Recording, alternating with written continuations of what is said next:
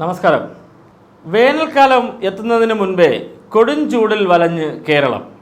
El Nino പ്രതിഭാസവും മഴക്കുറവുമാണ് ഉയർന്ന താപനിലയ്ക്ക് കാരണമാകുന്നത്. ചൂടിൻ്റെ കാഠിന്യം ദിനംപ്രതി കൂടുന്നതോടെ വെയിലത്ത് ജോലി ചെയ്യുന്നവരും വലയുകയാണ്. ചുട്ടുപൊള്ളുന്ന വെയിലിൽ കുടയും ചൂടി ഇങ്ങനെ കച്ചവടം ചെയ്യാൻ പലരും നിർബന്ധിതരാവുകയാണ്. കാരണം ജീവിക്കാൻ മറ്റു മാർഗങ്ങളില്ല.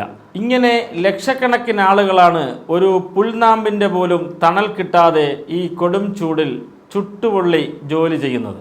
കാലാവസ്ഥാ വകുപ്പിൻ്റെ കണക്കുകൾ പ്രകാരം ചൂടിൻ്റെ കൊടുമുടിയിലാണ് കേരളം. ജനുവരി 15 മുതൽ 31 ഇടയിലെ 10ലധികം ദിവസം രാജ്യത്തെ തന്നെ ഏറ്റവും ചൂട് രേഖപ്പെടുത്തിയത് കേരളത്തിലാണ്.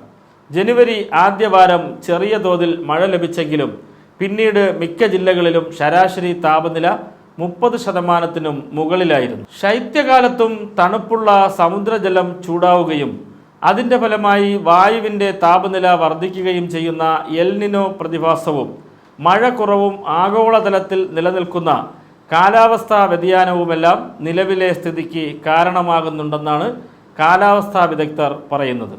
ഉച്ചയ്ക്ക് 12 മണി മുതൽ 3 വരെയാണ് ചൂടിൻ്റെ തീവ്രത ഏറ്റവും കൂടുതൽ അനുഭവപ്പെടുന്നത്.